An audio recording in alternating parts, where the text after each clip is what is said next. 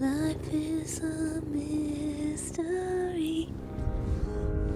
Never give me the microphone.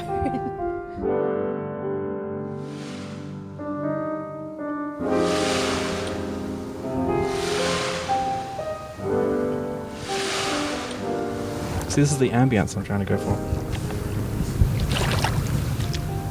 Do you think it helps the podcast? Oh, yes, it absolutely does. Hi, my name's James. This is Jimmerish FM, and I'm joined tonight on the South Irv Beach by Emilia Jellicoska. So how are you, Emilia? A long time no see. I actually saw you last night, but then Yes, if you had done this on Tuesday, long time no see. Indeed, I can't remember the last time. It's probably when you were working at Kalis. Really? Yeah, You saw me at Kalis? No, Sophie's party. That's right. Yes. Yes, Sophie's going away. That's the second or third time I've ever been stoned in my life, and I was just sitting in a chair, and I remember you coming up to me going, "Hi, do you remember me? I'm Emilia." I'm like, "Hey." Yeah, okay, that explains it. Yeah. No, also have been in that situation, and you just can't talk. If I'd known you'd be there, I would have been sober. Oh, that's okay. So I'd be like, "How's it going?" I probably would have asked you to podcast right there in the middle of the party. Well, it would have been a bit loud. I would have been too drunk. So, Emilia, this has been so long since I've done this. I feel out of shape. We've known each other a long time. Yes. You haven't been on Jimmerish FM before. Correct. We were talking last night about your nickname, Bernie Mac. Oh, yep. Yes. When was that? I don't know the origin. I think it may have been, it was at the Amplifier bar when I was working behind the bar. But what year? Like, how long ago is it?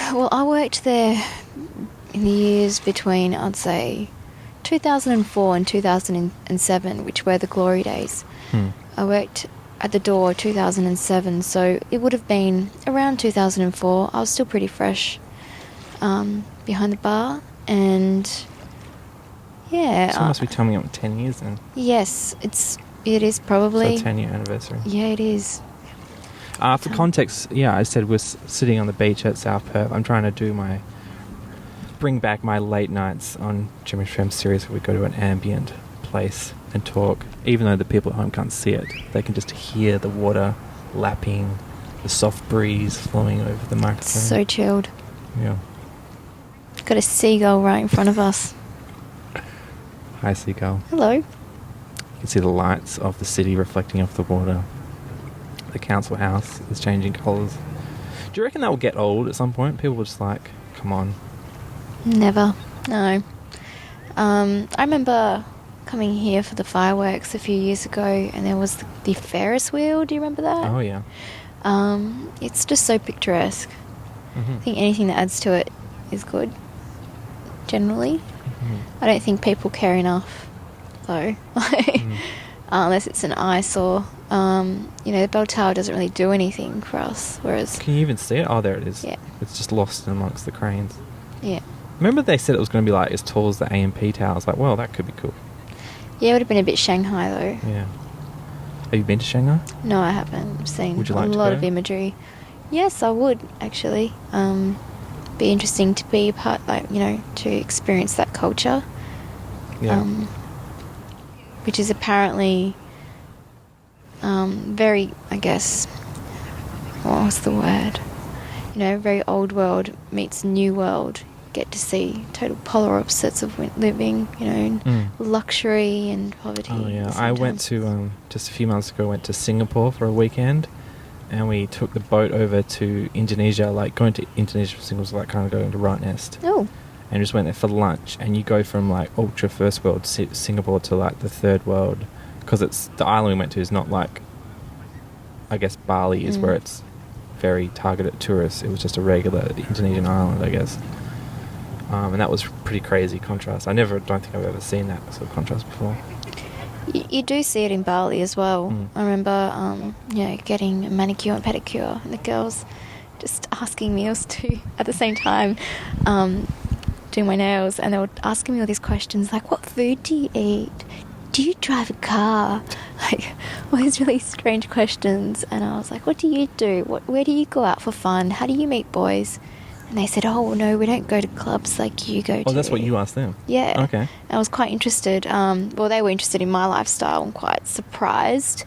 And likewise, and they're like, no, we don't associate, in any of the clubs or anything that all the Aussies go to. We have our own, I guess, community stuff. We don't dress like you guys were. Yeah, it was interesting. It was interesting to see that, a lot of the girls don't drive. And also living conditions compared to what they put up for the tourists. It's not necessarily like it didn't make me sad, or I didn't, feel sorry for them, because I too come from a third world country where I just, understand that, hey, it's just a different culture. Mm-hmm. It's what they're used to, and they're quite happy with that, and they seemed quite happy with that. But they were also, I guess, intrigued by what they perceived as quite a luxurious lifestyle that we have, which to them isn't really, to me is just stuff I take for granted. Yeah.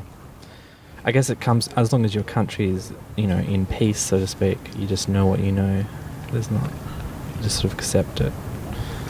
Although I wonder if they watch like American television and they go, I want to go to New York.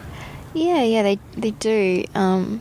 They're very into the celebrity culture over there as well. Like when I told them, I'm studying to be a filmmaker, they're like, wow, you're going to make a movie? Like, you're going to be on TV? I'm like, yeah, no, probably not. It's not that glamorous. Emilia does film as well. Yeah, we have we met 10 years ago at Amplifier. You worked at the bar. I was studying psychology at the time. Right, okay. Yeah, I was about 2 years into my degree. So what made you decide, yep, I'm going to change things up?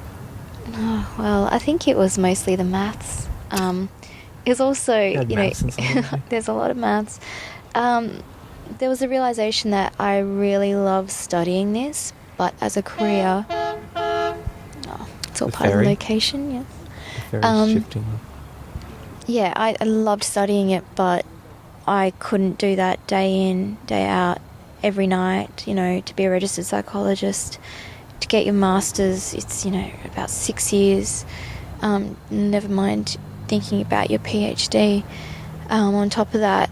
And it was just, one, very daunting, but two, I had to think, well, if I'm dedicating every waking moment of my life to this,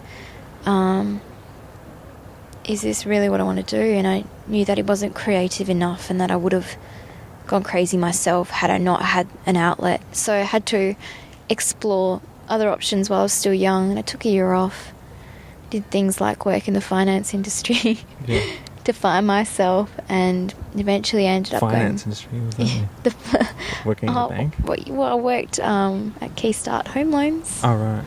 I had a friend that did that, and they turned up at this job and no one told her what she was meant to do, and she just sort of worked there just pretending to work for like 3 months. It's kind of like, like I think George did that on Seinfeld once. And and I guess eventually, no, she didn't. How does that even happen? She started to freak out that they were going to catch on, and so she quit.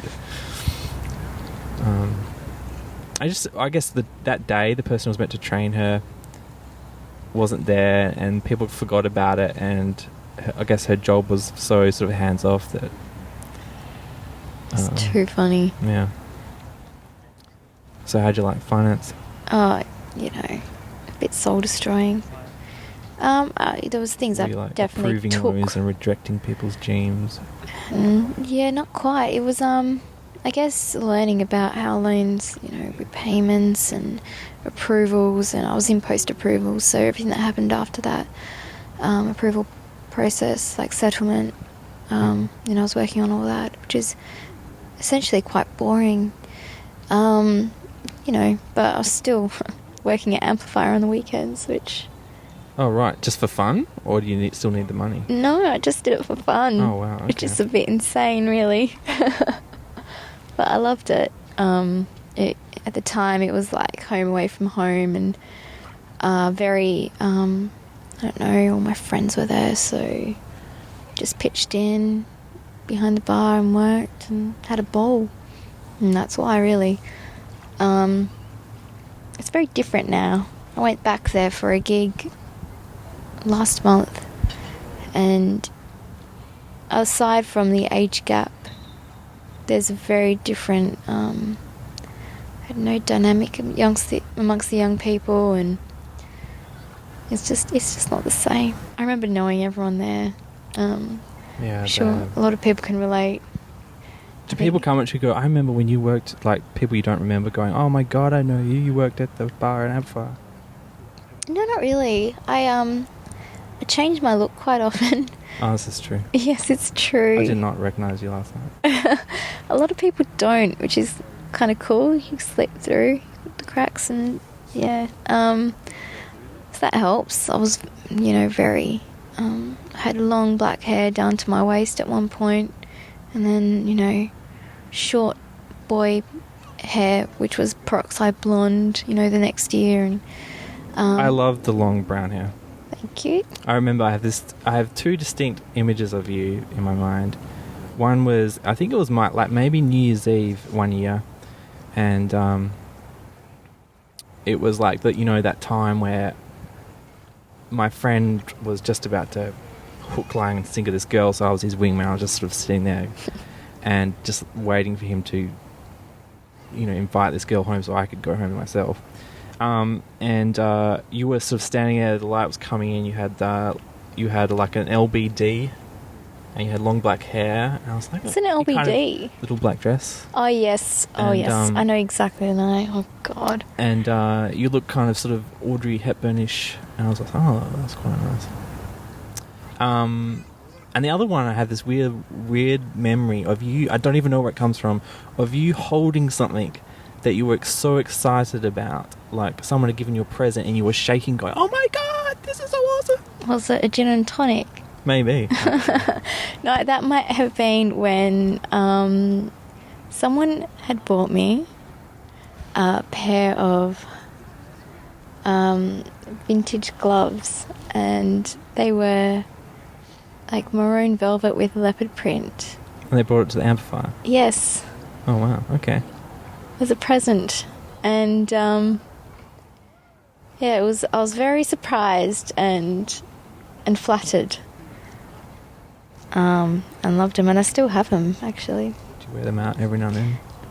I have worn them. I remember one night I wore them to Amplifier, and this was while I was still disgustingly addicted to cigarettes, and accidentally burnt a hole through one of them with ash. Just idiotic. Don't wear gloves and smoke. Alright. A warning to people out there. I had a dream the other night. I was a smoker, and after a while, after I woke up, I was sitting there going, man, I thought I was a non-smoker. It took me a while to realise that I'd been dreaming it. I've been having these really vivid dreams recently. Like, if I drink like a bottle of wine and then go to sleep, I have just these insane dreams. Like, I literally wake up and feel like I've been gone from this world for like weeks. It's really interesting. I mean, a lot of people feel like when they drink, they're not actually themselves.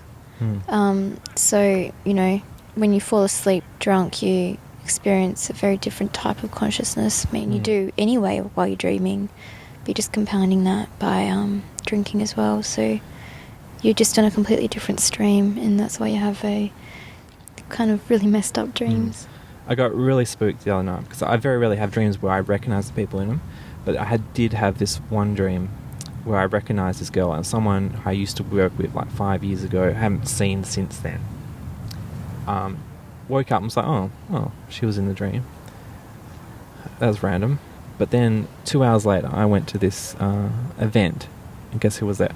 She was there. Whoa. I got really spooked. Yeah, that happens quite often. I literally had because it was like a screening, and it was in the cinema. So I was I just looked around the cinema, and I saw her like illuminated by the the light from the screen, and I was like, my heart's been going, oh god, if I just seen a ghost. And I had to like look back to check a couple of times to make sure it was her. Sounds like a bit of a premonition. Yeah, she's insane though. So It's probably not a good premonition. Maybe it's a protective premonition. Yeah, watch out for her. Yeah. Yeah, I have, not recently, but I've had experiences like that in the past. And, there's different theories behind it, but I was chatting to one of the Indigenous lecturers at Curtin, actually, about it. His opinion is that it's when you're Indigenous? close... yes. Yeah. It's when... It's just a sign that you're close to the dreaming, or, that you are very connected. And often people dismiss their dreams, and I don't like to place too much importance to it, because your subconscious isn't necessarily the truth. It's just your perspective. But, no, it's important to kind of, try to understand what's going on in your mind when you're not, forcing yourself to think or consciously thinking. Yeah. Yeah. So, you're working in finance for fun, working at a bar on the weekend. Where did you go then? Where did I go? Journey of Emilia. The journey. Okay, well, I don't... Oh, God, it's hard to remember. Probably because I was always drunk. I remember having fun, but I also remember, getting sick quite often and just not really looking after myself. Very different to how I am now, but I fell back at uni, studying film and television. And at the time, I think I had ambitions to be a performer. I really wanted to be an actress at the time. And I think that was a bit of confusion. When I was in high school, I did TE drama and I loved everything about it, but it was all wrong. It wasn't acting that I wanted to do. When I discovered everything behind the scenes while at uni, I realised, okay, no, it's the other side of the camera that I am really passionate about. And I haven't looked back since. I think that's when I really found myself while at uni. So once that happened, once I, my third year film, I produced that, and I haven't looked back since. I've just... So what happened with switching to film? Did you have to start from scratch, or do you get credits towards things from doing previous stuff from psychology? Yeah, I did get, those intro units like research and rah. Mm-hmm. I didn't have to do those, thank goodness. If anyone's done them, they know they're utterly boring. I also chose psychology as my minor because I had enough credits, obviously, so I didn't have to do a minor, which was nice. Mm-hmm. So I did have less units than my peers and slacked off a fair bit. But, watched a lot of movies. That was my favourite part of film school. In my spare time. I went to FTI and they just renovated the cinema, and every Monday we didn't have to come in, but we did, and we just watched movies in the cinema and then chatted about them afterwards. And I'm like, man, I kind of would like to do that again somehow. Yeah, I've Just really... the excitement of being like, just getting to talk to people about films for the first time, and not just talk, I love that bit and I love that, but just talking about, I wonder how they did this, and I wonder why they did this, and stuff like that. Yeah, there's nothing quite like a nice critical conversation. And I'm terrible at that post an stuff. amazing film. Well, my friends who actually did proper university, they're like, the importance of the semiology in this scene is the way the penis is inserted to the vagina and how that represents society as a whole. And I'm just like, I don't know. I'm like, well, that was cool how, she looked at him and he was like, yeah, hello. And they made a connection. Absolutely. And I think one thing we learned at uni is that anyone who has any kind of view, like feminism as an example, they can read I'm a feminist... yeah, thought so. That's why I brought it up. They can read those values and undertones and subtext in every film they watch if they wanted to. Doesn't necessarily mean that's what the filmmaker was trying to get across. But hey, if that enriches your experience, all power to you. Yeah, I sort of believe my philosophy is like, which is weird, is like just context is everything. Everything you do is based on the context of where you are at that moment in time, and always try and, I'm always trying to control context. Like if I know there's the other day, like just in Australia, Spike Jonze and Coen Brothers released their 2 new movies on the same day, and I'm sitting there going, okay, I've been looking for these movies for ages, but I'm like, the day I planned to go, I was feeling sick, so I'm like, I can't watch the movie because I would hate to walk in and your first experience, all you're thinking about is I feel ill, and then that's going to ruin the experience of the movie, or it's going to colour the experience of the movie. And, That's true. It's a very important thing, watching a movie. I watched this movie the other night, which I really like, called Drinking Buddies, which I thought was going to be the stupidest movie ever. Like, it was just something, but there was really, to me, it just really hit home. Like, it was almost if someone had seen part of my, life and acted it, some of these scenes out that seemed so authentic that it freaked me out. But then I went online and they're like, oh, this is just a dumb, boring movie. The reviews were like... I look forward to watching it. I've heard that film mentioned before. No, but I actually watched both her and Inside Llewellyn Davis last week, and Her is one of those films which inspired and I guess changed my life in a way. Oh, really? Wow. I Okay. loved it. Yeah.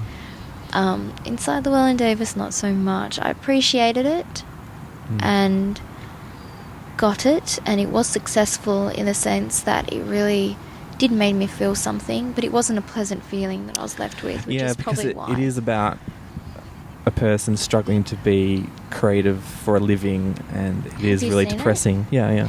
Yeah, It's depressing for people like us. I didn't necessarily find that to be the problem. I found the character was just so flawed and self-absorbed and unaware, and everyone that he crossed paths with, that was their problem with him. It's get your head out of your ass. Why are you such an asshole? That's all it was. The cat. It's just, I won't give too much away, but if anyone's seen the film, I guess his treatment of that animal, never mind the people around him. Oh yeah, you can't forgive him. Is why he, in my opinion, is saying this is why this man will not be successful. Yeah. Which, brings me to another point is you're a very contextual person, and a lot of people are, and I think I've recently shaken that off and started looking within. Mm-hmm. And that's when, I don't know, What does that mean? Like, what do you... I think the best example will be, so we talked about going to the cinema and having to be in a certain headspace to really enjoy it. I find that often to be the case. Last night was a really good example. It was a screening of my short film, The Fan, at the Rooftop Cinema. And I came late and jumped in, and before it started.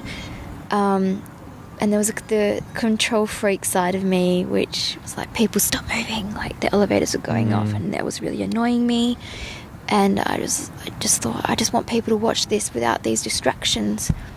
And then I realised, well, no, if you can shake those distractions off and still focus, it's meditative in a way. And there's a certain strength in that, and I really hope that, other members of the audience could do that. And that's what cinema is, in a way. It is your, I guess, connection to your spirit. You want to be moved, you want to feel something.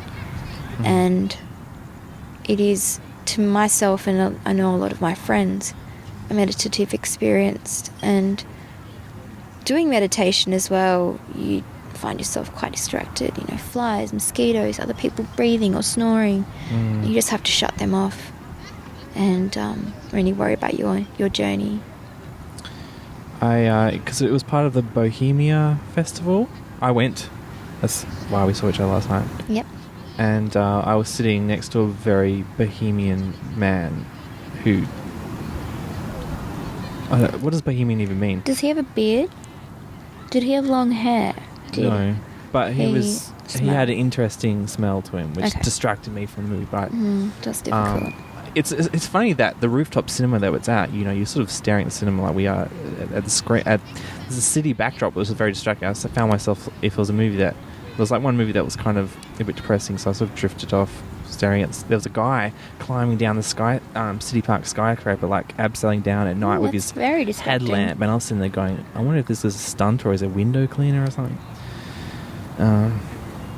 Anyway, sometimes I think it's best. That's what I still like about going to. I have my own cinema at home, which I'm now disassembling, which is very depressing. Oh.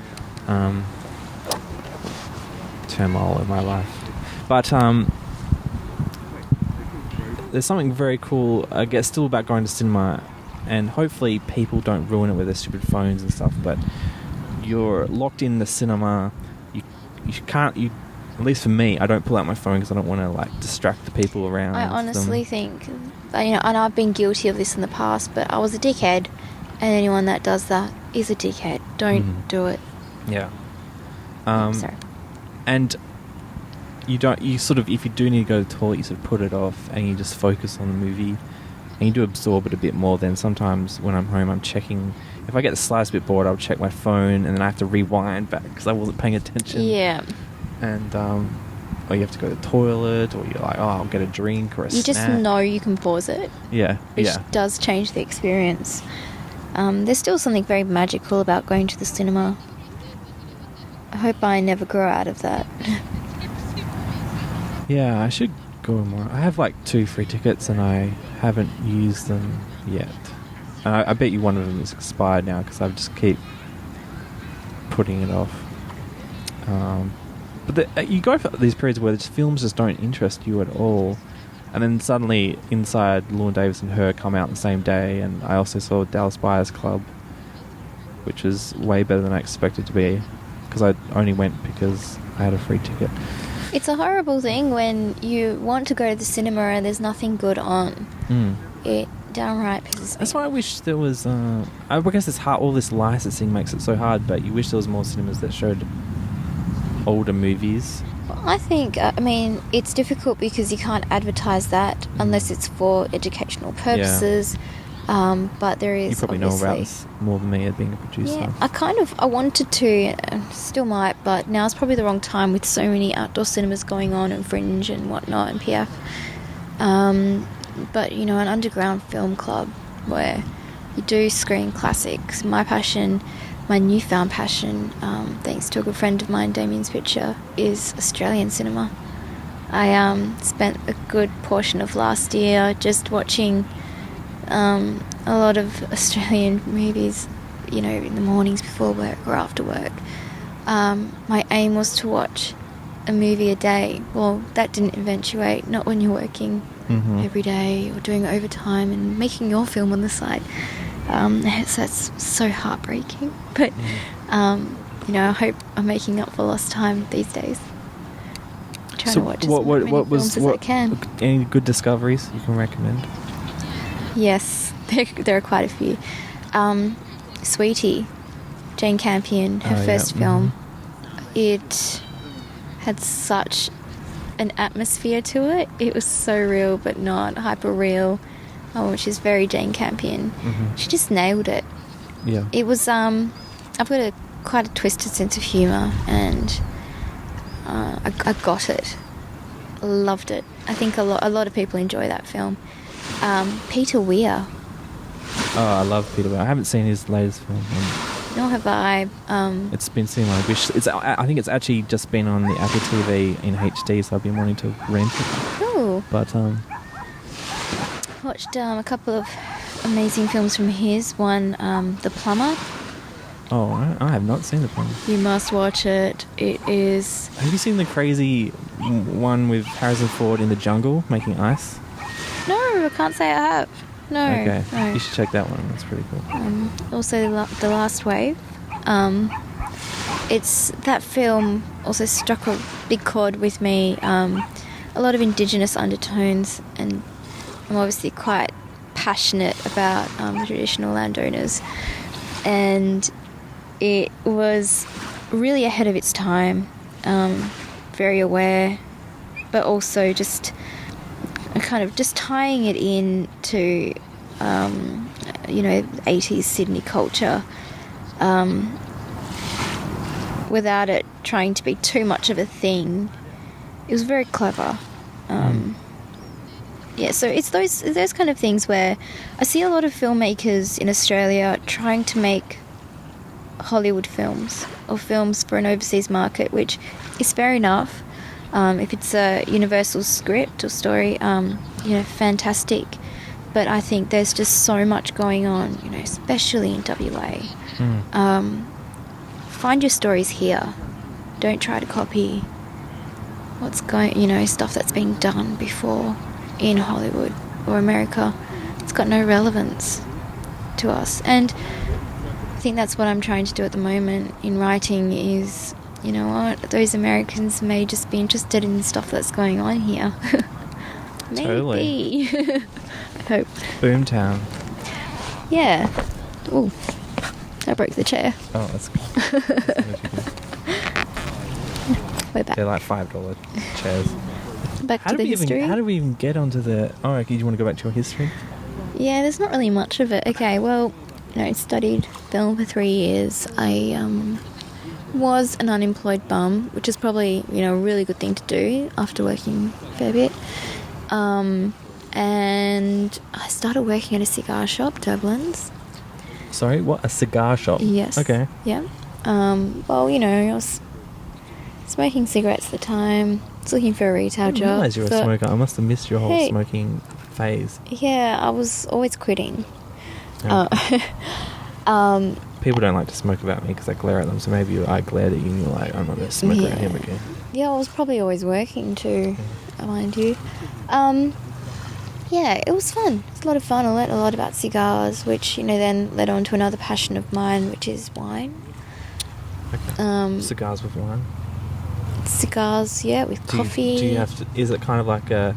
Did you play a role like a... What do you call a sommelier? Sommelier, for cigars? This cigar will match your meal. Technically, I couldn't be. I think you need, to go to Cuba or some shit. But I did learn a lot. I did research a lot. I still know all the cigars and their tasting notes off by heart. I'm a bit of a freak.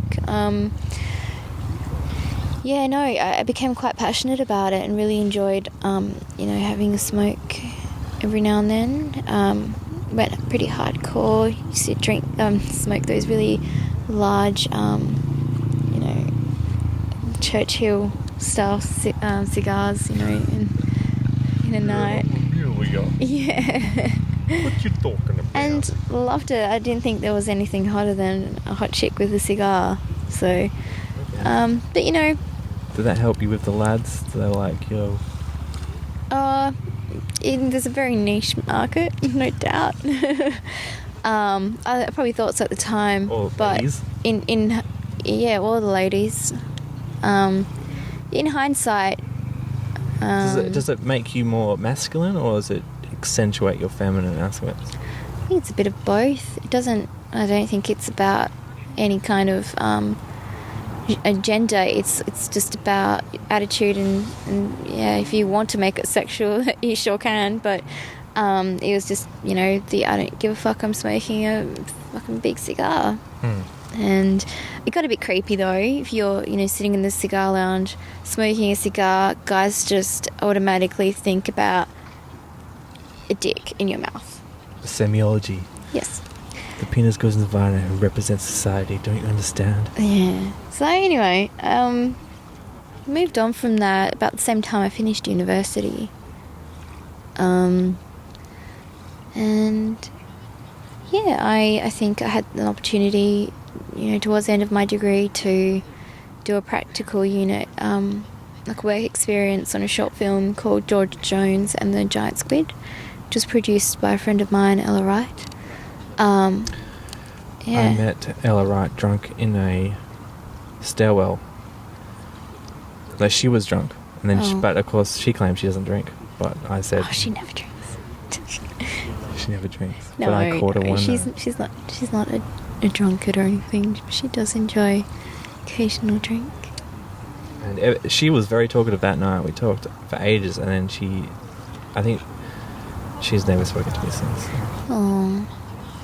She is also sister to one of my old friends, Jesse. Ah, yes. Yes. Jesse Ryan. I wonder if he's listening. I know he follows me on Twitter. Hi, Jesse.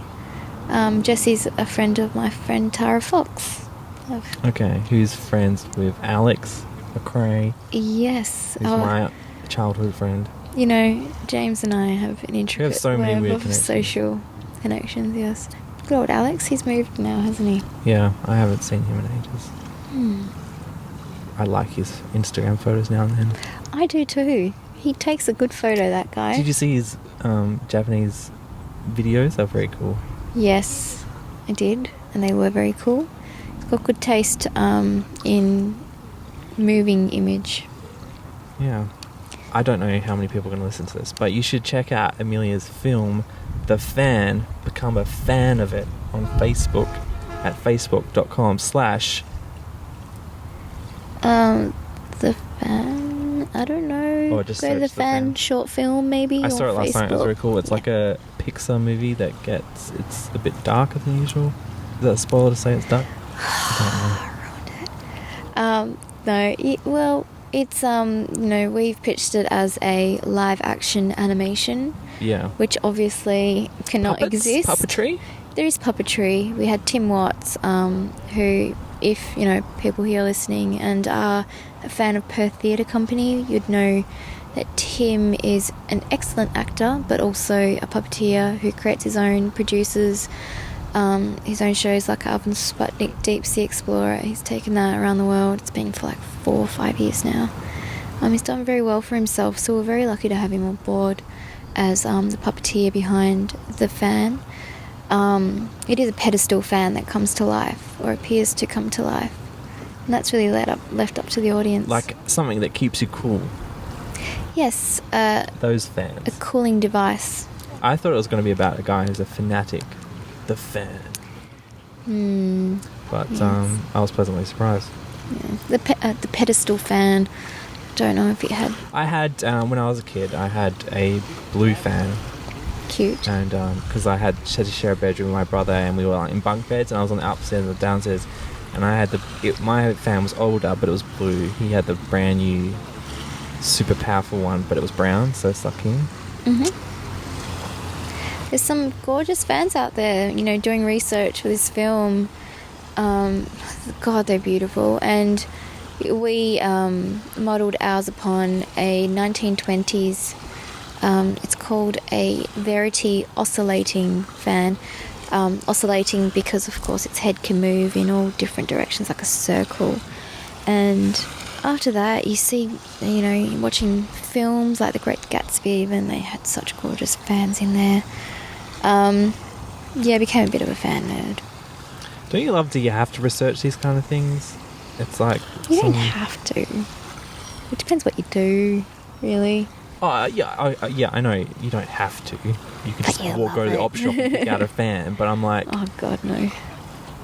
this film I'm writing involves a plane crash, and it's probably like one of those movies where you can say, "Oh, the plane's crashing," and then the audience just assumes you know. But I'm like researching like all the emergency procedures and stuff like that. How would the crew prepare for this thing? The crew, how would they prepare? How would they handle the situation? My uncle's a pilot, so I've been talking with him about what good. he would do about this and stuff like that. It's very lucky. And then I'm looking at the script and I'm going, I don't think I need to put any of this in. I guess I'll keep the notes in case the actors want to know later. But I think it really depends, because it's those things which could add to the story. So you have to explore it, and then if it doesn't, you think, how can I creatively bypass this? Stretch the time or compress the time. It's all very interesting when you get into writing. You could really just go on and on about the smallest detail. so what happens now? I've seen the film, but that wasn't the premiere last night. No, we had the premiere a month ago. Oh really? Okay, so it is still a new movie. Yeah, we premiered the film without it being completely polished. There were a few things which weren't quite right. We made some changes since the premiere. Nothing major, just some reframes and whatnot. But yeah, it was a month ago, around December, and most of the cast, crew and industry, and we were lucky to have, packed out cinema. It was very well received. It's a really nice feeling, though. As a filmmaker, there's always that part of you which is like, yeah, they have to say that. Yeah. So there's also the other part of you which says, you know what, I'm actually very proud of this film, and we'll see how it goes. So what happens now? Now is the time I enter it into a whole bunch of festivals. Already entered it into about 6. The first being South by Southwest, where you sent them a link of the unfinished film mid-December for their cut-off. And yeah, we find out if we get in within the week of the 7th. So do you have a February. strategy, or do you just throw it at anywhere it will fit? No, our strategy is to enter into the top tier festivals first. So, it's a bit hard because there's cut-off dates which are a bit everywhere, so ideally we can't really enter into the festivals we want first, but there are a whole bunch of the top tier festivals which we're going to give that a crack at in our first year of the film's completion.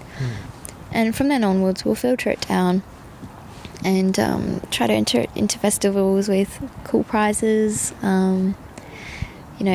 All the local ones will be entered into in the first year, of course. So if you've missed the film, you might, get to see it at Revelation Film Festival. It's probably around mid-year, isn't it? Yeah, it's in my birthday. J-Fest, it's part of J-Fest.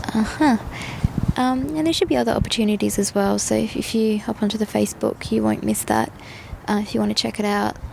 You could probably send it. It's like there's no dialogue in it, so you could send it anywhere in the world. People would know what's happening. Yeah, absolutely, and that's definitely part of its appeal. And it's it's definitely in there in the press kit how intentional it is for it to be just a universal.